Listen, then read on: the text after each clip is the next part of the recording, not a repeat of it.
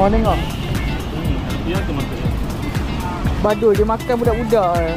Kalau orang yang tua-tua dia mana nak suruh. Kalau yang kerja ni dia suruh cabut sendiri. Orang tengok. Mangai.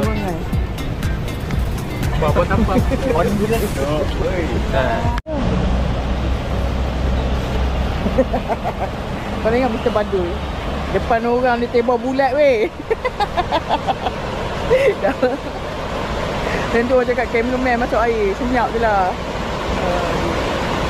Korang kalau dia jadi aku weh. Korang pun dekat benda yang sama. Goyang-goyang ada tempat.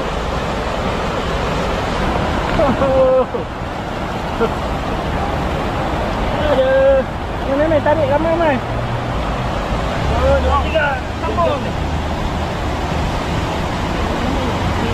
Tuan orang kira sekali jala berapa ekor?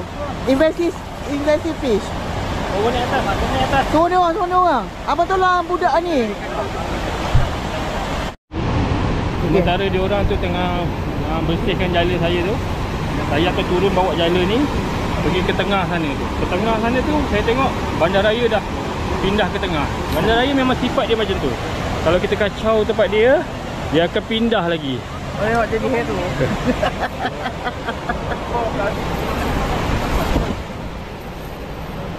Itu bawa ada seorang awet je tu.